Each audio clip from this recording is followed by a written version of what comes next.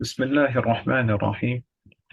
الحمد لله رب العالمين، والصلاة والسلام على رسول الله وعلى آله وأصحابه ومن تبعهم بإحسان إلى يوم الدين، أما بعد. جی پچھلی مجلس میں الحمدللہ حضرت عثمان رضی اللہ عنہ کی اس حدیث کا اعراب مکمل ہو گیا تھا، جس میں ہم نے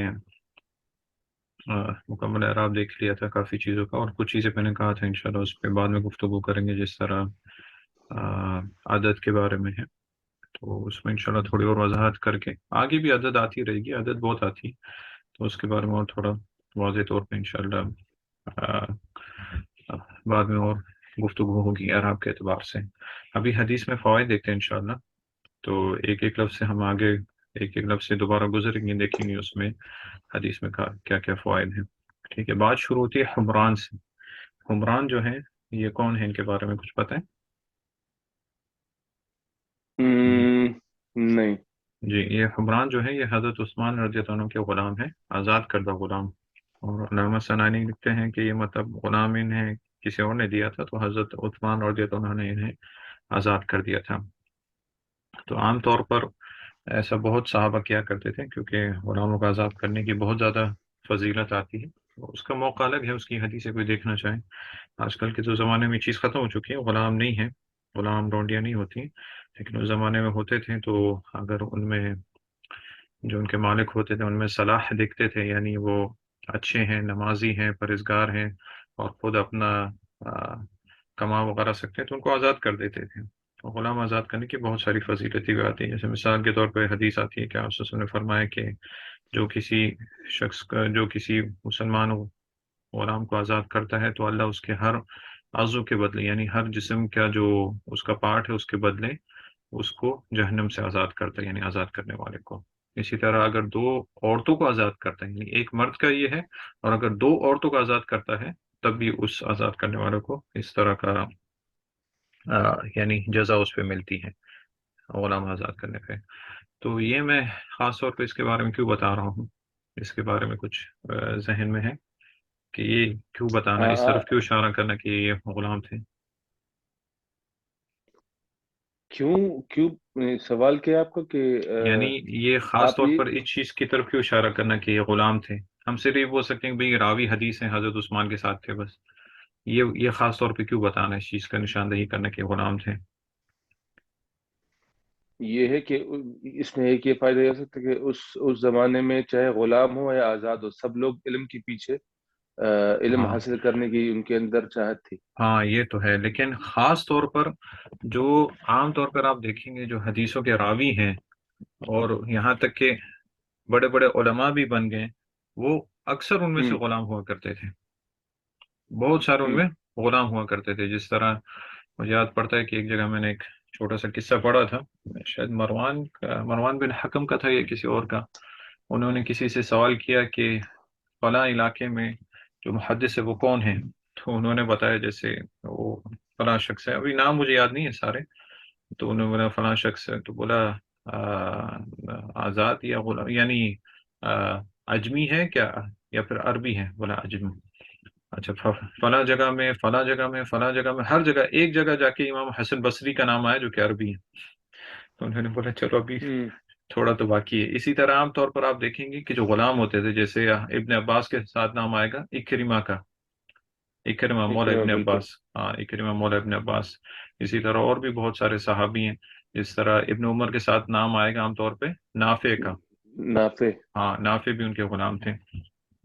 اسی طرح عام طور پر آپ دیکھو گے کہ غلاموں کا نام بہت آتا ہے، یعنی عام طور پر جو علم میں زیادہ آگے بڑھنے والے ہوتے ہیں وہ غریب لوگ ہوتے ہیں، یعنی جن کو علم کا زیادہ ہوں شوق ہوتا ہے وہ غریب والے ہوتے ہیں۔ مالدار عام طور پر ہوتے ہیں لیکن نہیں ہوتے، اکثر نہیں ہوتے ہیں، کبھی کبھی ان کو شوق ہوتا ہے۔ تو عام طور پر یہ جو مال کی محبت آتی ہے وہ علم سے بھی انسان کو تھوڑا دور کرتی ہے۔ جس طرح ہمارے شیخ کہتے ہیں کہ بھئی آج کل کے لوگ یہ چاہتے ہیں کہ ایک ہاتھ میں پیپسی ہو، ایک ہاتھ میں سینڈوچ ہو، اور علم حاصل کریں۔ تو یہ علم وہ حاصل کرتے تھے جو بیچارے بھوکے بھوکے رہتے تھے، کچھ کھانے کو بھی نہیں ملتا تھا، پھر بھی سفر کرتے تھے اور علم حاصل کرتے تھے۔ تو یہ مطلب عام طور پر یہ چیز رہی ہے، علم حاصل کرنے کے لیے ان چیزوں سے انسان کو قربانی دینی پڑتی ہے، پھر وہ علم کی برکت سے اسے ہر چیز مل جاتی ہے، دنیا بھی ملتی ہے، دین بھی ملتی ہے، جس طرح ہمارے سلف کے پاس بھی آئی، اس کے بعد دنیا آئی، لیکن انہوں نے اس کی طرف رغبت نہیں کی۔ اسی طرح مشہور حدیث ایک کہ حضرت عمر رضی اللہ عنہ نے ایک میں ان کا نام بھول گیا، نافع بن ایسے کچھ نام آتے ہیں، ان کو مکہ کا گورنر بنایا تھا۔ تو وہ حضرت عمر کہیں پہ کسی علاقے میں گئے، شاید اصفہان گئے یا کہیں پہ، تو وہ گورنر ان کو وہاں پہ مل گئے۔ تو انہوں نے ان سے پوچھا کہ من استخلفت علی اہل الوادی، یعنی اہل وادی پہ کس کو تم نے اپنے پیچھے چھوڑا ہے؟ اہل وادی سے مراد مکہ۔ تو انہوں نے کہا کہ ابن ابزہ، ابن ابزہ کو چھوڑا ہے۔ تو حضرت نے وما ابن ابزہ، ابن ابزہ کیا چیز ہے؟ یعنی یہ کون ہے؟ تم تو نام بتا رہے ابن ابزہ کون؟ تو کہا رجل من موالینا، کہا امیر المومنین، یہ جو آدمی ہے ابن ابزہ، یہ ہمارے غلاموں میں سے ایک ہے، یعنی آزاد کردہ غلاموں میں سے ایک ہے۔ تو حضرت عمر نے تعجب کیا، استخلفت علیہ مولن، تم نے ایک غلام کو مکہ والوں کے پر اپنے اپنے پیچھے اس کو خلیفہ بنا کے چھوڑا ہوا ہے، یعنی اپنا نائب بنا کے چھوڑا ہوا ہے؟ تو انہوں نے جواب دیا، یا امیر المومنین انہ قاری لکتاب اللہ، عالم بالفرائض، قاض، یہ جو شخص جس کو میں نے پیچھے چھوڑا ہے یہ اللہ کی کتاب پڑھنے والا ہے، یعنی حافظ بھی ہے، اللہ کی کتاب بھی جانتے ہیں اچھے سے، عالم بالفرائض، فرائض کے جو مسئلے ہیں وراثت وغیرہ کے وہ بھی جانتے ہیں، قاضی بھی یعنی فیصلے بھی کرنا جانتے ہیں۔ تو حضرت عمر رضی اللہ عنہ جب یہ سنا تو انہوں نے فرمایا اما ان نبیکم قد قال ان اللہ یرفع بهذا الكتاب اقواما ویضع به آخرین، آپ کے تمہارے نبی، تمہارا نبی کہنے سے مطلب یہ تھا کہ تم نے ایسا فیصلہ کیا جو کہ نبی کی سنت کے مطابق ہی ہے۔ تمہارے نبی نے فرمایا ہے کہ اللہ رب العزت اس کتاب کے ذریعے کچھ لوگوں کو اونچا کر دیتا ہے، یعنی ان کا مقام اونچا کر دیتا ہے، یعنی یہ مولا تھا جو کہ غلام تھا، غلام کو عام طور پہ نچلی نظر سے دیکھا جاتا ہے، اور اللہ نے اس کا مقام اوپر کر دیا اس کتاب کی وجہ سے، قرآن کی وجہ سے۔ وَيَضَعُ بِهِ آخَرِينَ، اور دوسروں کو اللہ پست کر دیتے ہیں، نیچے کر دیتے ہیں، جو اس کتاب کو چھوڑ دیتے ہیں۔ تو یہ بھی ایک حدیث اس میں ہے جو کہ غلام کے بارے میں، ٹھیک ہے۔ ان عثمان رضی اللہ عنہ تو معروف ہے، ان کے بارے میں ہوں، بتائیں کیا ہے؟ یہ ہمارے تیسرے خلیفہ راشد ہیں، ہاں جی، اور ان کی بہت خدمات اسلام کے لیے پیسوں کی لحاظ سے بھی، اور یہ ذو النورین کے نام سے بھی ہاں، جانے دون جاتے، نورین کا لقب جو لقب ان ان کا ہے۔ کا ہے، کیوں دون نورین کیوں کہتے ہیں؟ دو نور جو رسول صلی اللہ علیہ وسلم کی بیٹیاں تھی، وہ ان کے ہاں، اوپر دو ان کی بیٹیوں کے نکاح ساتھ میں شادی ہوئی، حتیٰ کہ آپ نے فرمایا کہ اگر میری اور بیٹیاں بھی ہوتی تو میں حضرت کسی عثمان کے اور نکاح کی میں دے دیتا، ہاں حضرت عثمان رضی اللہ عنہ کے نکاح میں دے دیتا، یعنی یہاں تک آپ نے فرمایا۔ اور یہ جیسے آپ نے بتایا کہ تیسرے خلیفہ ہیں، اور اس میں جو اہل سنت ان کا اتفاق ہے کہ یہ تیسرے خلیفہ ہیں، یعنی پہلے ابو بکر، پھر عمر، پھر عثمان، پھر علی رضی اللہ عنہ۔ یہ اختلاف ہے کچھ علماء میں کہ افضل کون ہے، حضرت علی افضل ہے کہ حضرت عثمان افضل ہے، لیکن یہ ہمارا موضوع بحث نہیں ہے، تو ہم صرف تھوڑی سی ہوں، معرفت اس کے لیے کافی۔ اور عام طور پر آپ دیکھیں کہ یہ جتنے بھی صحابہ خلیفہ بنے ہیں ان کاموں میں، تو ان سے حدیثیں کم آتی ہیں کیونکہ وہ ان کاموں میں مشغول ہوتے تھے۔ اور یہ بھی معروف ہے حضرت عثمان رضی اللہ عنہ کی تو خدمات بہت زیادہ ہیں، لیکن آخر وقت میں انہیں مظلومانہ طور پر انہیں شہید کیا گیا، اور جو کہ یہ لوگوں نے آپس میں، خاص طور پہ یہودی جو ان میں ایک ملا ہوا تھا، ان کی پلاننگ تھی۔ اس کے بارے میں اگر مکمل پڑھنا ہے تو ایک بہت بہترین کتاب اس موضوع پہ ہے، العواصم من القواسم، قاضی ابو بکر ابن العربی کی، میرے خیال میں القواسم من العواصم ہے، اردو میں بھی اس کا ترجمہ ہے العواصم من القواسم، العواصم من القواسم، بہت بہترین کتاب ہے اسی موضوع کے پر۔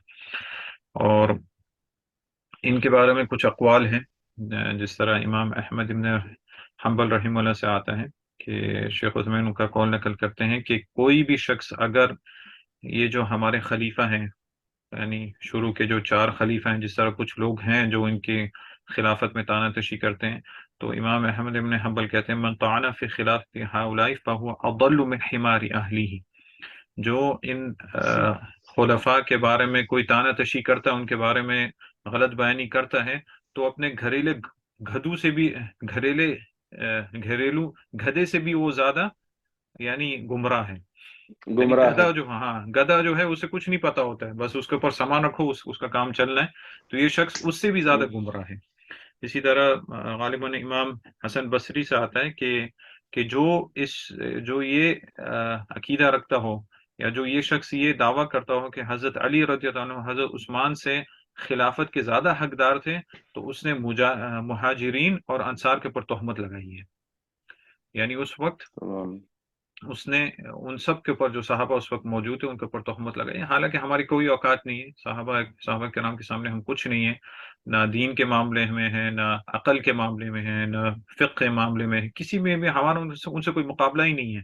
تو انہوں نے جو فیصلہ کیا وہ سب سے بہترین فیصلہ کیا، اور ان کے فیصلے جو ہوتے تھے وہ اللہ کو راضی کرنے کے لیے ہوتے تھے، دنیا کے لیے نہیں. تو یہ کچھ اقوال تھے یعنی جو کہ اس طرف جاتے ہیں کہ کوئی بھی ہمارے سلف کے بارے میں غلط بیانی نہ کریں، اور خاص طور پہ جو ان کے خلیفہ تھے، کیونکہ اس زمانے میں جو سب سے بہترین شخص ہوتا تھا وہ مسلمانوں کا خلیفہ بنتا تھا، وہ ان کا حکمران بنتا تھا. ابھی ویسا نہیں ہے. ابھی تو جب ہم خود خراب ہو سبحان گئے اللہ بالکل. تو پھر ہمارے اوپر بھی ہمارے میں سے بدترین لوگ ہی آتے ہیں، جو کہ عام طور پر یعنی دنیا پرستی ہوتے ہیں.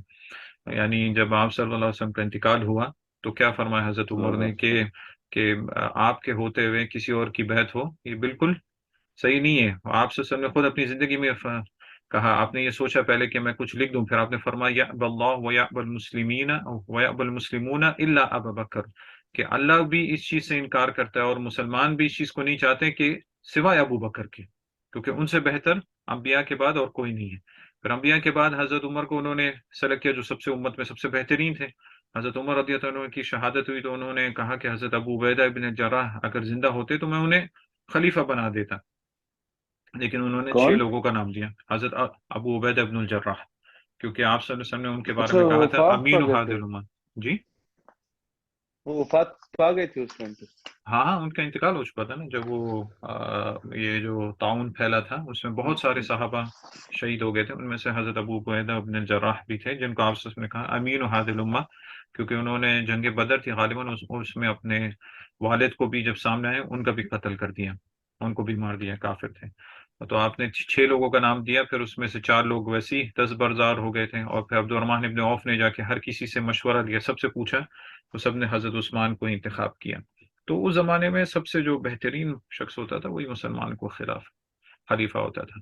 اچھا ٹھیک ہے، یہاں پہ ہم دیکھتے ہیں کہ حضرت عثمان رضی اللہ عنہ نے وضو کا پانی منگوایا، یہ تو ہم دیکھ چکے ہیں بفتح الواو، تو یعنی وضو کا پانی منگوایا. اچھا، وضو کا پانی منگوایا، پھر کیا کیا حضرت عمر رضی اللہ عنہ نے مکمل وضو کر کے دکھایا.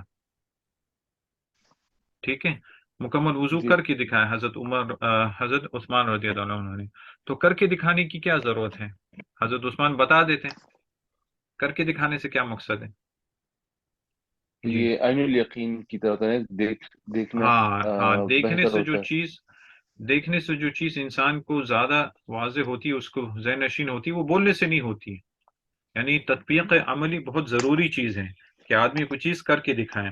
تو اسی سے ہم بھی دلیل لیتے ہیں کہ اگر آپ نے بچوں کو کچھ سکھانا ہے، بچوں کو آپ نے وضو سکھانا ہے، نماز سکھانا ہے، دوسری چیزیں سکھانی ہے، تو ان کو بولنے کے بجائے ان کو کر کے دکھائیں، ان کو کر کے دکھائیں، تو یہ چیز ان کے زیادہ ذہن نشین ہوگی. جس طرح شیخ حسین رحمہ اللہ مثال دیتے ہیں، اگر آپ کسی کو سمجھانا چاہیں کہ بھائی ہاتھی کس کو کہتے ہیں، تو آپ بتائیں بھائی اس کے بہت بڑا جسم ہوتا ہے، اس کی ٹانگیں اس کے جسم کے مطابق چھوٹی ہوتی ہیں، اس کا سونڈ ہوتی ہے، اس کی دمی ہوتی ہے، تو وہ نہیں ہوگا. آپ اس کو دکھا دیں یہ ہاتھی ہے، ہاں، تو اس کے ذہن میں بالکل آ جائے گا بھی یہ، نہیں تو وہ سوچتا رہے گا. تو کسی چیز کو کر کے دکھانا یہ بہت زیادہ یعنی وہ ذہن نشین ہونے کی وہ چیز ہوتی ہے. ٹھیک ہے، پھر آگے بڑھتے ہیں. الحمدللہ حضرت عثمان رضی اللہ عنہ نے وضو کا پانی منگوایا، فغسل کفیہ، تو سب سے پہلے آپ نے کیا کیا؟ اپنے کف کو دھویا، کف. ہاتھ دھوئے. ہاں، ابھی کف ہم تو اردو میں ہم تو یہ جانتے ہیں کہ بھئی ہاتھ دھوئے، لیکن کف کون سے حصے کو بولتے ہیں عربی زبان کے حساب سے؟ یہ انگلی سے لے کے یہ رسٹ تک، کلائی ہاں تک. ہاں، کلائی تک. عربی زبان میں بھی اس کا الگ سے نام ہے. یعنی آپ کا جو کلائی ہے اس میں الگ الگ ہڈیوں کا بھی عربی زبان میں نام ہے. بولتے ہیں بے الکو شک. من الکسو، کو من الکسو، یعنی کو بولتے ہیں ہم، اس ہڈی کو جو کہ آپ کی کلائی کی طرف، آپ کے انگوٹھے کی طرف ہے، اس کو کیا بولتے ہیں؟ کو، کوڑ وہ. بولتے ہیں. ٹھیک ہے، اور اور جو ہڈی آپ کی چھوٹی انگلی کی طرف ہے جس کو عربی میں کیا بولتے ہیں؟ جی پتہ نہیں. خنصر. خنسر بولتے ہیں. اچھا 5 انگلیوں کا نام ہے الگ الگ عربی زبان میں. کیا بولتے ہیں؟ سب سے اچھا چھوٹی والے کو خنسر، اس کے ساتھ والی کو بنسر، پھر اس کے ساتھ والی کو وسطی، اس کے ساتھ والی کو شہادت والی جو انگلی اس کو کیا بولتے ہیں؟ شہادت. نہیں، آ، سبابہ. آ، سبابہ. اور سبابہ نہیں مجھے انگوٹھے کو کیا بولتے ہیں؟ نہیں پتا. ابہام. ابہام. ابہام. ابہام کہتے ہیں. ٹھیک ہے. تو خنسر ہے سب سے چھوٹی والی انگلی، اس کے ساتھ والی بنسر، خنسر، بنسر، وسطی بیچ والی انگلی وسطی. وسطی، سبابہ اور ابہام. جو یہ سبابہ بولتے ہیں نا، عام طور پہ جب کوئی شخص کسی کو گالی دے رہا ہوتا ہے تو یہ انگلی آگے کرتا ہے کہ تو ایسا ہے، تو ایسا ہے، تو اس ہاں لیے اسی کا نام اسی سے رکھ دیا. سب بولتے ہیں یعنی شتم کو، یعنی برا بھلا کہنے کو، تو اسی سے اس کا نام سبابہ رکھ دیا. اور اس کو شہادت والی انگلی بھی بولتے ہیں، لیکن عام طور پر عرب میں پہلے سے اس کا نام تھا سبابہ، اور انگوٹھے کو ابہام. تو سبابہ. جو ہڈی آپ کی خنصر کی طرف ہے اس کو قصور بولتے ہیں، قصور. ٹھیک ہے. اور جو آپ کی کلائی اس کو رسوخ بولتے ہیں. تو ہاتھ آپ نے دھونے ہیں اپنی یعنی انگلیوں سے، یعنی انگلیاں جہاں سے شروع ہوتی ہیں وہاں سے لے کے رسوخ تک، یعنی یہ پورا حصہ دھونا ہے. ٹھیک ہے. تو یہ وضو کے شروع میں ہو گیا. تو اس کا حکم کیا ہے؟ یہ دھونے کیا کا حکم وضو کا. نہیں، یہ ہاتھ دھونے کا یہ حکم. وضو تو پورا کا پورا جو اس کا حکم ہے وہ نماز کے لیے ضروری ہے، نماز کے لیے واجب ہے. ویسے وضو واجب نہیں ہے پورا، یعنی آدمی نے جب نماز پڑھنی ہوگی تبھی وضو کرے گا، نہیں تو وضو کا ویسے حکم نہیں، تب اس کے لیے نماز واجب ہوتی ہے. جس طرح ہم نے نحو کے پہلے مثال دی تھی کہ وضو کرنا ویسے واجب نہیں ہے لیکن نماز پڑھنا فرض ہے. تو جو چیز فرض کی طرف فرض اس کے بغیر ادا نہ ہو تو وہ بھی فرض ہو جاتا ہے. یہ مثال بالکل شیخ الاسلام ابن تیمیہ رحمہ اللہ نے دی تھی نحو کے بارے میں، کہ قرآن و حدیث عربی میں ہے تو قرآن و حدیث سیکھنا آپ کے پر واجب ہے. تو جو چیز آپ واجب کے یعنی جو چیز واجب کے راستے میں آتی ہے اس کو پورا کرنے کے لیے تو وہ چیز بھی وجوب کے حکم میں آ جاتی ہے. واجب ہو جاتی. ہاں. تو پھر یہاں پہ ابھی ہم وضو کی مختلف چیزوں کے بارے میں بات کریں. سب سے پہلے ہاتھ دھونے کا بات آئی. نیت تو ہم نے پہلے بات کر لی. یعنی وضو کا مطلب یہی ہے کہ اللہ کی عبادت کی نیت سے مخصوص اعضاء کو دھونا ایک خاص طریقے سے. ابھی یہ ایک ایک چیز کے دھونے کے بیان آ رہا ہے. تو سب سے پہلے ہاتھ دھونے کا بیان آیا. تو اس کا حکم کیا ہے؟ وجوب ہے، مستحب ہے، اس کیا کے ہے؟ اس کے اندر اختلاف ہے لیکن یہ ہے کہ اس کو دھونا ضروری ہوتا ہے. ہاں، اس کے بارے میں اختلاف ہے. کیونکہ اختلاف کیوں آیا؟ کیونکہ سورہ مائدہ کی جو آیت ہے جس میں اللہ رب العزت نے وضو کرنے کا طریقہ جو بتایا ہے اس میں کیا ہے؟ یا ایھا الذین آمنوا اذا قمتم الی الصلاۃ، اے ایمان والو جب تم نماز کے لیے کھڑے ہو. نماز کے لیے کھڑے ہونے سے مراد یہ ہے جب نماز کا ارادہ کرو، یہ نہیں کہ جب ہم، انسان نماز کے لیے کھڑا ہو گیا تب وہ کرے. نہیں، یہاں پہ مراد یہ ہے اذا قمتم الی الصلاۃ، جب تم نماز کا ارادہ کرو. تو سب سے پہلے کہاں سے شروع ہوا؟ فَاغْسِلُوا اغسلوا وُجُوهَكُمْ. وجوہکم. ہاں، چہرہ دھونے سے شروع ہوا، ہاتھ دھونے کا ذکر نہیں آیا. ہم، ٹھیک ہے. تو اس لیے علماء میں اختلاف ہے، لیکن عام طور پر آپ صلی اللہ علیہ وسلم کی جتنی بھی احادیث ہیں اس میں یہ ذکر آتا ہے کہ آپ نے ہاتھ دھوئے تھے. لیکن علماء نے اس آیت کریمہ کی وجہ سے اور دوسری روایت کی وجہ سے یہ کہا ہے کہ یہ اس میں اختلاف ہے. یہ دھونا جو ہے یہ عام طور پر علماء یہ کہتے ہیں کہ مستحب ہے، اور یہ مستحب ہے سورہ دھونا. مائدہ کی آیت ہے. جی، سورہ مائدہ کی آیت ہے. آیت نمبر میں خیال میں آیت نمبر 6 ہوگی شاید. ہاں، آیت نمبر 6 ہوگی. ٹھیک. تو عام طور پہ علماء کہتے ہیں کہ یہ دھونا مستحب ہے. اگر انسان نہیں دھوئے اور اگر اپنے چہرے سے شروع کر لے تو اس کا وضو ٹھیک ہوگا. لیکن اگر کوئی شخص نیند سے اٹھتا ہے تب اس کا ہاتھ دھونا زیادہ اس میں ہاں تعاقد ہو جاتا ہے. جس طرح آگے حدیث آئے گی، بالکل. ہاں آپ صلی اللہ علیہ وسلم نے فرمایا کہ اگر کوئی شخص نیند سے اٹھے تو اس وقت تک اس برتن میں پانی نہ ڈالے جس میں وضو ہے، جس میں وضو کا پانی ہے، جب تک اپنے ہاتھوں کو وہ 2 یا 3 دفعہ نہ دھو لے. تو اس وقت یہ زیادہ تعقد ہوتا ہے. تو اگر کسی شخص کے ہاتھ صاف بھی ہیں، صاف ستھرے ہیں، کچھ اس پہ گندگی نہیں ہے، اسے وضو کرنا تو اسے چاہیے کہ سنت کے مطابق مکمل کرے، اختلاف سے بچتے ہوئے جو بھی ہے ہاتھ کو دھوئے اور اس کے بعد باقی وضو اس طرح کرے. لیکن یہ ہمارا فریضہ بنتا ہے کہ علماء نے جو اقوال کہے ہیں اس کو سامنے رکھیں. جی ٹھیک ہے. یہ تو بھی اس میں وہ قصہ ہے نا اس کو جو ایک آدمی کے بارے میں جو رسول صلی اللہ علیہ وسلم نے بولا کہ تمہیں پتہ نہیں تمہارے ہاتھ کہاں جاتے ہیں رات کو. تو نہیں نہیں، وہ تو حدیث ہی مختلف ہے. وہ یہی دوسری حدیث ہے. حدیث ہے. ہاں، وہی ہاں. حدیث ہے، لیکن وہ یہی والی ہے کہ جب کوئی نیند سے اٹھے تو اسے چاہیے کہ اپنے ہاتھ ہم، 2 3 دفعہ دھو لے. کیونکہ آپ صلی اللہ علیہ وسلم نے فرمایا کہ فَإِنَّهُ لَا يَدْرِي أَيْنَ بَاتَتْ يَدُهُ، اس کو نہیں پتا کہ اس کے ہاتھ نے رات کہاں پہ گزاری. اس حدیث میں مختلف بحث ہے. تو یعنی اس لیے اس میں ہم، بھی उलमा का इख्तिलाफ है, क्या वो हुक्म वजूब के लिए है या फिर वो हुक्म ही मुस्तहब के लिए, लेकिन आमतौर पर उलमा कहते हैं कि मुस्तहब के लिए है। लेकिन ऐसे लोगों के लिए, जैसे वहां पे इमाम शाफी रहमतुल्लाह वगैरह का ये बयान आता है कि वो जो आप सल्लल्लाहु अलैहि वसल्लम ने फरमाया वो खास तौर पे हिजाज के लोगों के लिए था, जहाँ के लोग आम तौर पर इस्तिंजा नहीं इस्तिजमार किया करते थे। इस्तिंज हम्म। इस्तिजमार का मतलब होता है यानी मिट्टी वगैरह इस्तेमाल करना, पत्थर पत, के ढेले वगैरह इस्तेमाल पत्थर करना। या। हाँ, तो गर्मी की वजह से जब वो सोते थे और आमतौर पर गर्मी होती थी तो अपने कपड़े उतार के सोते थे, तो उनका हाथ वहां पे पसीने पे लग जाना या कुछ, वो उसका ज्यादा इम्कान है। इसलिए वो कहते हैं कि हम्म। उनके उनके हक में ये ज्यादा यानी ज्यादा ताकुदी हुक्म है। लेकिन आम तौर पर ये इस्तिहबाब पे उस पे बोलते हैं। बहरहाल वहाँ पे इख्तिलाफ है, लेकिन आम तौर पर इसमें उलमा ने इस शुरू में हाथ धोने को मुस्तहब कहा है। लेकिन हमें चाहिए कि जब भी करें तो आप वसल्लम की सुन्नत के मुताबिक अमल करें। जिस तरह यहाँ पे हज़रत उस्मान रज़ियल्लाहु अन्हु मुकम्मल वजू करके बता रहे हैं कि आप सल्लल्लाहु अलैहि वसल्लम ने इसी तरह वजू किया जिस तरह मैंने अभी वजू हम्म। किया। ठीक है, तो ये पहला हिस्सा हो गया, अपने दोनों हाथ धोना कलाइयों तक। कफ़ई के बाद हमने माना बता दी, यानी उंगलियों से लेके रुसुख तक, और ये जो दो हड्डियां दोनों तरफ दोनों उंगलियों की, ये पूरी कलाई हो गई इंसान की, ये कफ हो गया। कफ को कफ क्यों बोलते हैं? असल में कफ होता है वो तो दूसरा रोकना, रोकने से, क्योंकि आप किसी को रोकते हो तो अपने हाथ से रोकते हो, हाथ से रोकते हैं ना, हम्म। उसको हाथ से रोकते पीछे करते हैं। जिस तरह कुरान मजीद में आयत है, वमा अरसलनाका इल्ला काफ़तन लिन्नासी, और हमने आपको भेजा है लोगों को। काफा का एक माना तो यहाँ पे ये बनता है यानी तमाम लोगों की तरफ, एक ये होता है कि लोगों को रोकने वाला, यानी जितनी भी बुराई वगैरह है ये सब चीजें की, उससे उससे रोकने के लिए, तो इसलिए इसे कफ बोला जाता है, क्योंकि जब किसी को रोकते हैं तो अपने हथेली से रोकते हैं, तो इसलिए उसका नाम कफ पड़ गया। ठीक है, सलासा मर्रा, 3 दफा आपने धोए। ठीक है, सुम्मा मदमदा, फिर आपने कुल्ली की। कुल्ली का माना हम पहले बता चुके हैं, कुल्ली का माना क्या बताया था हमने कल? कुल्ली के अंदर उसमें भी इख्तिलाफ है। एक तो तीन चीजें होती हैं, एक नहीं तो नहीं नहीं मुंह में नहीं, पानी डालना। कुल्ली कहते किसको, उसका माना जो हमने बताया था, माना हुक्म नहीं। नहीं नहीं, मैं वही बता रहा हूँ ना, पानी मुंह में डालना, हाँ उसके बाद पानी को मुंह में फेरना, और फिर हाँ थूकना, ये तीन चीजें। हाँ, नहीं, कुल्ली का वो माना है वो अलग बात है फिर।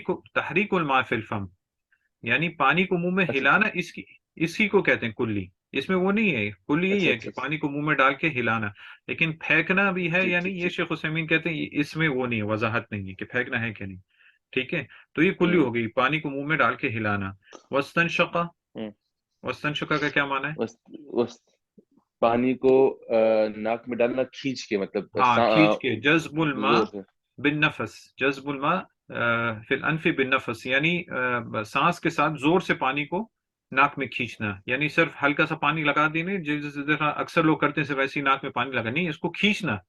ठीक है, और इसकी बड़ी ताकीद आई है, आप सल्लल्लाहु अलैहि वसल्लम ने फरमाया कि बालिगु फिल इस्तिंशाक, बालिगु फिल इस्तिंशाक इल्ला अन तकूना साइमन, के इस्तिंशाक करते हुए, पानी खींचते हुए पानी अपने नाक में मुबालगे से काम लो, यानी अच्छे से खींचो, इल्ला ये कि तुम ये रोजे जो से हो।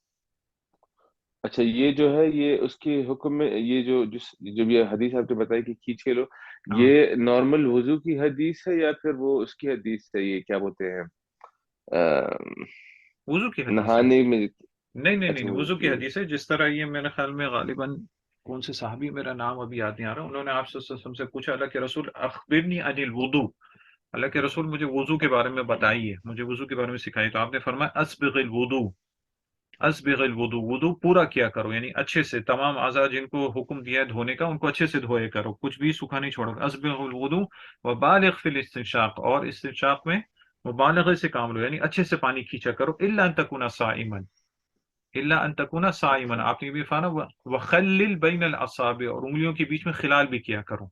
तो ये वुजू के बारे में आता है। हम्म। ठीक है, तो इस्तिंशाक का मतलब हो गया जोर से पानी खींचना।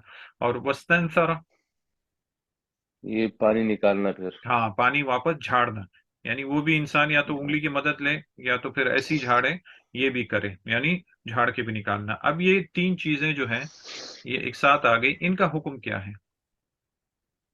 क्योंकि हमने देखा है कि आयत ये मायदा में भी चेहरे से बात शुरू हो रही है।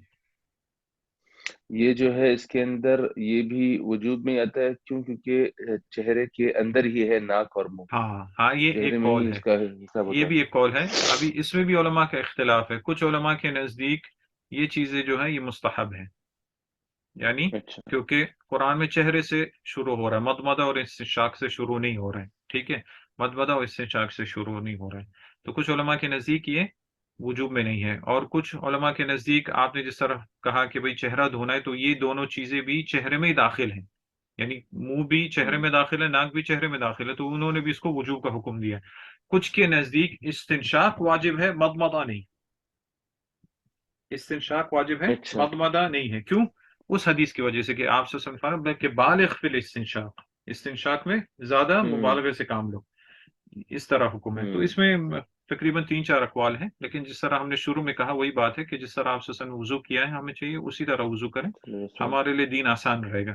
یعنی اختلاف علماء کا ہے، اور چونکہ ہم ابھی کوئی عام عام ہماری وہ گفتگو نہیں ہو رہی، علمی گفتگو ہو رہی ہے اعراب پر اور فقہ پر اور حدیث کے مسائل پر، تو علماء کا جو اختلاف ہے وہ بھی ہم بیان کر سکتے ہیں، لیکن آپ سے کوئی عام آدمی آ کے سوال پوچھے کہ بھائی وضو کیسے کرنا ہے، تو آپ اس کو ایک ہی طریقہ بتائیں جو کہ بالکل صحیح اختلاف سے ہوں پاک ہو، آپ اسے پورا بتائیں بھائی اپنے ہاتھ دھو، کلی کرو، ناک میں پانی چڑھاؤ، یہ سب کچھ کرو، یہ ہے۔ لیکن جب کوئی طالب علم علم حاصل کرتا ہے، بحث کرتا ہے، تو یہ سب چیزیں اس کے علم میں ہونا ضروری ہے، تاکہ وہ اسے ان سب چیزوں کا علم اس کو اچھے سے ہو، ٹھیک ہے۔ تو یہ مختلف اقوال اس کے بارے میں ہیں، اور چونکہ اس میں ایک اقوال یہ بھی آتا ہے کیونکہ بہت سارے سلف سے اس طرح آتا ہے کہ جب وہ وضو سے ہوتے، جس طرح حضرت علی رضی اللہ عنہ سے بھی آتا ہے کہ وہ ایک دفعہ ظہر کی نماز انہوں نے پڑھائی کوفہ میں، پھر کوئی مکان تھا، جگہ کا نام بھول گیا، راہا ایسا کچھ جگہ تھی، وہاں پہ بیٹھے لوگوں کے مسئلے مسائل حل کرنے کے لیے، پھر نماز کا ٹائم ہوا تو ان کے پاس وضو کا پانی لایا گیا، تو انہوں نے وضو کا پانی لے کر اپنے چہرے کو دھویا، ہاتھوں کو دھویا، اور سر کا مسح کیا اور پاؤں کا مسح کیا، پھر باقی پانی جو بچا تھا کھڑے ہو کے اس پانی کو پیا، اور پھر انہوں نے کہا کہ یہ وضو اس شخص کا ہے جس کا وضو نہیں ٹوٹا ہوا۔ تو یہاں پہ انہوں نے کلی بھی نہیں کی اور ناک میں پانی بھی نہیں چڑھائے، یعنی بہت ساری ہیں، اس لیے علماء کے بیچ میں اختلاف ہو جاتا ہے ان چیزوں کے بارے میں۔ تو علماء اس چیز کے یہ نہیں ہے کہ انسان یہ نہیں کہ بھئی علماء نے اختلاف کیوں کیا، جب آپ ڈیپلی جائیں گے تب آپ کو پتہ چلے گا کہ اختلاف کیوں ہوا، کیونکہ کوئی نہ کوئی دلیل یا کوئی نہ کوئی بات حجت ان کے پاس ہوتی تھی، ٹھیک ہے۔ تو یہ مضمضہ واستنشق واستنثر کی بات آ گئی، اور یہاں پہ عدد مذکور نہیں ہے، لیکن عام طور پہ دوسری حدیث میں بھی آتا ہے کہ آپ صلی اللہ علیہ وسلم نے 3 دفعہ بھی کیا، جس حضرت عثمان کی روایت سے، لیکن بعد میں بحث آئے گی کہ آپ چاہیں تو وضو کے اعضاء کو 1 دفعہ بھی دھو سکتے ہیں، 2 2 دفعہ بھی دھو سکتے ہیں، میکسیمم 3 3 دفعہ بھی دھو سکتے ہیں، یا تو کچھ اعضاء کو آپ چاہیں تو 1 دفعہ دھو لیں، کچھ کو 2 دفعہ دھو لیں، کچھ کو 3 دفعہ دھو لیں، ان سب چیزوں کی اجازت ہے۔ امام ترمذی ان بالکل۔ تمام احادیث کو لے کے آئے ایک ایک کر کے، جب یعنی جو سب کی اجازت ملتی ہے، یعنی ضروری نہیں آپ نے سب کو 3 دفعہ دھونا ہے، یا ضروری نہیں سب کو 2 دفعہ دھونا ہے، آپ کم اور زیادہ بھی دھو سکتے ہیں، آپ کا وضو ٹھیک ہے، لیکن سب سے بہترین یہ ہے کہ وضو پورا کیا جائے، 3 دفعہ دھویا جائے، ٹھیک ہے۔ تو یہ تو ان چیزوں کی بات ہوگی، یعنی کلی کرنا اور ناک میں پانی چڑھانا اور پھر اس کو جھاڑنا، ٹھیک ہے۔ اس کے بعد حضرت عثمان رضی اللہ عنہ نے اپنا چہرہ دھویا 3 دفعہ۔ جی، چہرے کی حد کیا ہے ابھی؟ اس کا میں نے یاد بھی کیا، مجھے بھی یاد نہیں، میں نے تولی یہ فور ہیڈ سے لے کے چن تک ہوتا ہے، اور ہاں ایک کان کے ایئر لوب سے لے کے دوسرے کان کے ایئر لوب تک۔ ہاں صحیح ہے، لیکن ہمیں عربی الفاظ یاد رکھنے چاہیے، انہیں کو استعمال کریں۔ میں ہاں، تو علماء اس کے بارے میں بولتے ہیں، جو فور ہیڈ آپ نے کہا نا، اس کے بارے میں علماء کہتے ہیں منابت الشعر، منابت میں نے الشعر، عادل منابت الشعر کا مطلب کہ جہاں پہ آپ کے بال اگتے ہیں، بال شروع ہونے کی ہوں جگہ، یعنی پیشانی پہ جہاں پہ بال شروع ہوتے ہیں وہاں سے لے کے ذقن تک، ذقن بولتے ہیں تھوڑی کو، نہیں تھوڑی نہیں، تھوڑی ہوں بولتے کیا بولتے ہیں اس کو، چن کو تھوڑی بولتے ہیں نا، یہ پتہ نہیں، مجھے اردو میں نہیں پتا کیا تھوڑی بولتے بولتے ہیں میرے خیال میں اردو میں، یعنی چن جو ہوگی تھوڑی بولتے ہیں میرے خیال میں، یعنی جہاں سے بال آپ کے شروع ہوتے ہیں پیشانی کے، وہاں سے لے کے آپ کے چن تک، اور لحیہ تک، لحیہ مطلب یہ اس ہڈی کو بولتے ہیں جو کہ سائڈوں پہ ہوتی ہے، ہیں۔ گالوں کے نیچے جو ہڈی ہوتی ہے، ہاں جو بون، ہاں جو بون ہو گیا، یہاں تک ہو گئی جاب۔ یہ، ہاں یہ آپ کا طول میں، یعنی لمبائی میں، اور اور ہوں اور یہ کیا بولتے ہیں، پیمائش میں، یعنی چوڑائی میں ایک کان کی لو سے لے کے دوسرے کان تک، یہ ہو گیا، یعنی یہ پورا ہوں چہرہ ہو گیا۔ لیکن شیخ عثیمین رحمہ اللہ کہتے ہیں کہ یہ جو اوپر کی قید جو علماء نے لگائی کہ منابت الشعر، اس سے بہتر یہ ہے کہ آپ یہ کہیں کہ منحن الجبہہ، یعنی جہاں پہ پیشانی انسان کی مڑتی یعنی شروع ہوتی وہاں سے ہو، کیونکہ کچھ لوگ ایسے ہوتے ہیں جن کے پیشانی کے بال آگے ہوتے ہیں، کچھ لوگ ایسے ہوتے ہیں کہ وہ ان کے بال کم ہوتے پیچھے ہوتے ہیں، تو آپ کو اصل صحیح قید وہاں پہ لگانی چاہیے جہاں پہ پیشانی شروع ہوتی ہے، اور وہ پیشانی وہاں سے شروع ہوتی ہے جہاں پہ سر بینڈ ہو رہا ہوتا ہے۔ سجدہ۔ ہاں ہوں تو شیخ زمین کہتے ہیں کہ یہ والی تعریف زیادہ جامع ہوگی، جو کہ اس کو بھی شامل ہو جائے گی۔ باقی چیزیں انہوں نے بھی وہی بتائی کہ کان سے لے کے کان تک، اور یہ ذقن تک یعنی تھوڑی تک، چن تک، ٹھیک ہے، یہ چہرہ ہے۔ تو پھر چہرے کو یہاں پہ دھونا 3 دفعہ دھونا معروف ہے، یعنی پانی لے کے انسان اس کو دھوئے اچھے سے، لیکن ہم جس طرح دوسری احادیث آتا ہے کہ آپ صلی اللہ علیہ وسلم ایک ایک ایک ایک سا سے آپ غسل کیا کرتے تھے، اور ایک مد سے آپ وضو کیا کرتے تھے۔ وہ مد جو ہے یہ بہت ہی کم مقدار ہوتی ہے، یعنی تقریباً آدھا گلاس لے لیں ایسا کچھ، اس سے آپ وضو کر لیا کرتے تھے اس حساب سے۔ تو اسی میں دھونا بھی آدمی دیکھ لے کہ اس میں آدمی کتنے پانی سے اپنے چہرے کو دھو رہے ہیں، یعنی 3 دفعہ بھی، ٹھیک ہے۔ تو چہرے میں ایک تو یہ چیز آ گئی، چہرے کی حد آ گئی۔ دوسری چیز یہ آتی ہے کہ جب کوئی شخص داڑھی والا ہے، اور ایک مسلمان مرد کے چہرے پہ داڑھی ہونی چاہیے، کیونکہ داڑھی کے بارے میں اختلاف تو علماء کا ہے، لیکن جو صحیح مسلک یہ معلوم ہوتا ہے کہ داڑھی رکھنا یہ بھی وجوب کے حکم میں، کیونکہ آپ صلی اللہ علیہ وسلم سے ایک حدیث میں آتا ہے کہ اللہ نے مجھے اس چیز کا حکم دیا، تو داڑھی رکھنی چاہیے لازم، بالکل اس کو چھوٹا بھی نہیں کرنا چاہیے، نہ اس کو شیو کرنا تو بالکل الگ ہے۔ اور ایک حرام بات، اور ایک ہے۔ عجیب بات جو ایک عالم نے ایک حدیث سے استنباط کی، وہ یہ ہے، یعنی علماء تو بولتے رہتے ہیں کہ بھئی داڑھی کاٹنا یہ کیا بولتے ہیں عیسائیوں کی مشابہت ہے، چھوٹی کرنا یہودیوں کی مشابہت ہے، لیکن ایک اور بات ایک عالم دین نے کہی کہ جو شخص داڑھی مونڈتا ہے اس شخص کی مشابہت عورت سے ہے، وہ اپنی ہوں مشابہت عورتوں کے ساتھ کر رہا ہے، اور آپ صلی اللہ علیہ وسلم نے ایسے مردوں پر لعنت کی ہے جو ہوں عورتوں کی مشابہت کرتے ہیں، اور ایسی عورتوں پر لعنت کی جو مردوں کی مشابہت کرتے ہیں۔ تو ایسا شخص بالکل۔ اللہ کی لعنت کا بھی مستحق بن سکتا ہے جو اپنی داڑھی کو کاٹتا ہوگا، ٹھیک ہے۔ تو چہرے میں اگر کسی شخص کی داڑھی ہے تو اس کا کیا حکم بنتا ہے داڑھی کا؟ اس کو اس کو داڑھی میں بھی پانی ڈالنا ہاں چاہیے اس کو۔ ہاں، اس کے بارے میں علماء یہ بولتے ہیں اس کو چاہیے، کیونکہ داڑھی بھی جو ہے وہ اس کے چہرے کا حصہ بنتی ہے ایک قسم کا، تو اس کو چاہیے کہ اپنی داڑھی کو بھی گیلا کریں۔ اور کچھ احادیث سے یہ آتا ہے کہ آپ صلی اللہ علیہ وسلم داڑھی کا خلال کیا کرتے تھے، لیکن یہ حدیث جو ہے اکثر جہاں تک میں نے دیکھا ان میں سے اکثر احادیث جو ہے وہ ضعیف ہیں، یعنی ان کی سند خلال والی۔ صحیح نہیں ہے، ہاں خلال والی۔ حتیٰ کہ امام ہوں احمد ابن حنبل رحمہ اللہ کا قول ہے کہ لیس فی الخلال شیء ثابت، کہ خلال میں یعنی داڑھی کے خلال میں کوئی حدیث صحیح ثابت نہیں ہے۔ کچھ حدیثیں ہیں جن کو شیخ البانی رحمہ اللہ نے صحیح کہا ہے، لیکن دوسرے علماء نے ان کو ضعیف کہا ہے، تو وہ تو پھر یہ بڑے علماء کی بحث ہوتی ہے اس میں سے راج مرجو وغیرہ نکالنا، لیکن امام احمد ابن حنبل رحمہ اللہ ان کا یہ قول ہے کہ خلال میں کوئی بھی حدیث جو ہے وہ ثابت نہیں ہے، یعنی ان کے ثابت نہیں نزدیک، ہاں ان کے نزدیک، لیکن پھر بھی داڑھی کو دھونا چاہیے، اور اگر اس میں خلال بھی کر لیں انشاءاللہ کوئی حرج کی بات نہیں ہے، کیونکہ علماء نے اس کے بارے میں کہا ہے کہ خلال بھی کیا جائے، ٹھیک ہے۔ یہ تو ہو گیا چہرے کے ساتھ، ٹھیک ہے، چہرے میں چہرہ آ گیا، اور مضمضہ استنشاق بھی اگر ہم اسی میں ڈال اس کے ساتھ آ گیا، داڑھی بھی اسی کے ساتھ آ گئی۔ پھر اگلی چیز کیا آتا ہے، ثم غسل یدہ الیمنی، پھر حضرت عثمان رضی اللہ عنہ نے اپنا دایاں ہاتھ دھویا، الی المرفق، الی المرفق، کہاں تک دھویا؟ یہ کونی تک، ایلبو۔ ہاں کونی تک۔ اب دیکھیں، اب یہاں پہ بات آتی ہے عربی زبان کی، اب ہم اس کا اردو میں جب عام طور پہ ٹرانسلیشن کریں گے یا انگلش میں کریں گے تو الا کا معنی کیا کریں گے؟ اپ ٹو، اپ ٹو ہوں دا ایلبوز، اپ ٹو کریں گے نا الا کا، یعنی کونی بالکل تک، الا کا معنی جو ہوتا ہے۔ بالکل۔ لیکن الا کا معنی عربی زبان میں کس طرح ہے؟ الا کا معنی عربی زبان میں علماء عام طور پر بولتے ہیں کہ یہ غایت کے لیے ہوتا ہے، غایہ، غایہ کا مطلب ہوتا ہے کہ اینڈ پوائنٹ، ہوں اینڈ پوائنٹ یعنی وہاں تک۔ جس طرح مثال کے طور پر اگر آپ بولتے ہیں اکلت السمک الی رأسیہا، میں نے مچھلی کھائی اس کے سر تک، تو آپ نے سر کھایا یا سر چھوڑ دیا؟ کھا لیا۔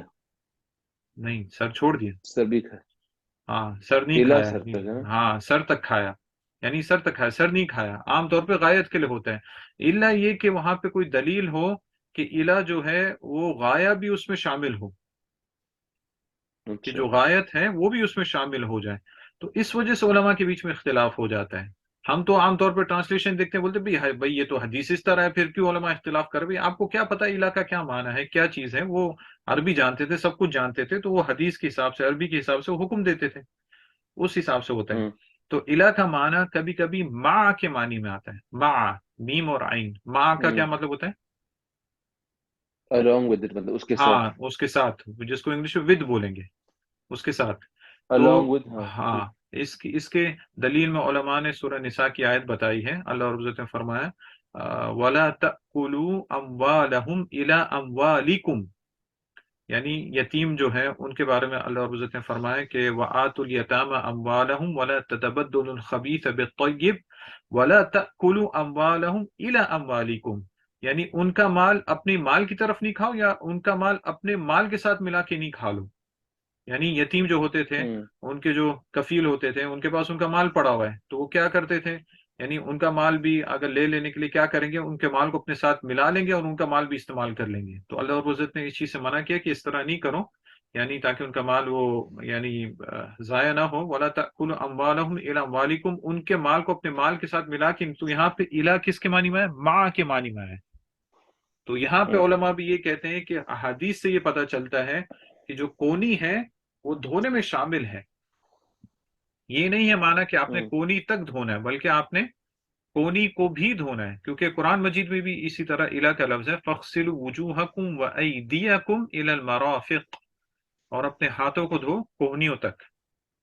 ٹھیک ہے، اپنے ہاتھوں کو بالکل. دھو کونیوں تک، یعنی کونی بھی اس میں شامل ہے. اور اس میں ایک حدیث بھی آتی ہے حضرت انس سے غالباً کہ آپ صلی اللہ علیہ وسلم جب وضو کرتے تو اپنا وضو کا پانی جو ہے جب ہاتھ دھوتے تو کونیوں پر اس پانی کو، یعنی کونیوں پہ یدیر الماء علی المرفق، علی مرفقیہ، اپنی کونیوں پر اس پانی کو یعنی گھمایا کرتے تھے، یعنی اس کو بھی دھویا کرتے. لیکن اس کی سند، جس طرح کچھ علماء نے فرمایا کہ اس حدیث کی سند ضعیف ہے. لیکن دوسرے علماء بولتے ہیں کہ اگر یہ بھلے ہی ضعیف ہے، لیکن دوسری صحیح حدیث جو ہے جو کہ غالباً بخاری میں ہے، اس سے اس چیز کی تائید ہوتی کہ کونیاں دھونی چاہیے، جو کہ حضرت ابو ہریرہ جن کی حدیث ہے کہ جب انہوں نے ایک دفعہ وضو کیا تب کونیوں سے اوپر تک انہوں نے بازو تک بھی دھونا شروع کر دیا، یعنی اور زیادہ یہ انہوں نے کون سے کہا. صحابی تھے؟ حضرت ابو ہریرہ ابن تھے. عمر تھے؟ کون اچھا سا؟ وہ بول رہے ہیں. نہیں، جنہوں نے اوپر تک دھونا وہ شروع جو کر دیا ابو ہریرہ تھے. ابو ہریرہ جب انہوں نے وضو وہ ختم کیا تو جو ان کے شاگرد دیکھ رہے تھے. ہاں، تو انہوں نے وہی وہ جو حدیث کہہ رہے تھے بتائی. کہ ہاں، زیور پہنائے جائیں گے. ہاں، وہ جو اس میں تھی جنت میں ان کی آزاد چمکیں گے تو ہاں، اوپر چمکیں گے، تک اور دیکھی اوپر جاتی تھی. سے وہ جب تبلغ حلیت المؤمن الى آثار الوضو، یعنی مومن کو وہاں تک اس کو زیور پہنائے جائیں گے جہاں تک وضو کا اثر جاتا ہے. ٹھیک ہے. لیکن تو یہ ان کا اجتہاد تھا نا. ہاں، یہ ان کا اجتہاد تھا، لیکن پھر بھی اگر کوئی کرنا چاہے انشاءاللہ کوئی اتنی وہ حرج کی بات نہیں ہے. تو یہ اس سے یہ پتہ چلتا ہے کہ کونی بھی صحابہ دھو رہے ہیں اس میں. ٹھیک ہے. تو یہاں پہ ابھی ایک ضروری چیز آتی، کونی کا تو ہم نے بتا دیا، یعنی ہاتھ پورا دھونا چاہیے. اب آپ نے شروع وضو میں آپ نے اپنے کف کو دھو لیا تھا. ٹھیک ہے. اب یہاں پہ ہاتھ دھونے کی بات آئی ہے، تو کیا ہم پورا ہاتھ دھوئیں یا پھر وہ کونے جو شروع کا حصہ اس کو چھوڑ کے باقی دھو لیں؟ اور یہ بہت اس میں ضروری چیز ہے جس میں بھی عام طور لوگ میں غلطی وہی کرتے کہہ ہیں. رہا ہوں، غلطی ہاں، کرتے ہیں. اس میں بھی بہت لوگ اس میں اختلاف ہے وہی نا کہ نہیں نہیں، اس میں اس اختلاف میں نہیں بھی ہے. اس میں لوگوں کی غلطی ہے. لوگ عام طور پہ کیا کرتے ہیں، اوپر سے نلکا کھول دیتے ہیں اور کونیوں سے دھونا شروع کرتے ہیں اور صرف اپنے کلائی تک دھو لیتے ہیں. ہتھیلی تک کرتے ہیں. ہاں، ہاں ہتھیلی نہیں کلائی دھوتے ہیں، کلائی. ہاں کلائی تک دھوتے ہیں، ہاں آگے کا حصہ کلائی نہیں کلائی دھوتے ہیں، سوری. حالانکہ بالکل غلط ہے. شروع میں جو وضو کے شروع میں آپ نے شروع کرنے سے پہلے آپ نے ہاتھ دھوئے وہ مستحب تھا. اب جو آپ کو ہاں اپنا یہ ہاتھ والا دھونا ہے یہ واجب ہے. یہ واجب ہے اور تو آپ نے ید ہے نا، پورا ہاتھ پورا ید دھونا ہے. ہے. ہاں، پورا ید ہے، یعنی آپ کی انگلیوں سے لے کے، انگلیاں جہاں سے شروع ہوتی ہیں وہاں سے لے کے آپ کی کوہنیوں تک آپ نے پورا ہاتھ اس کو دوبارہ دھونا ہے. اگر آپ نے نہیں دھویا تو آپ کا وضو پھر صحیح نہیں ہے. اور اس چیز پہ بالکل. لوگ، اس چیز پہ بہت سارے لوگ اس پہ دھیان نہیں کرتے، بلکہ ہاتھ اپنا کلائیوں تک دھو لیتے، تو ان کا وضو صحیح نہیں ہوتا. انہوں نے اپنے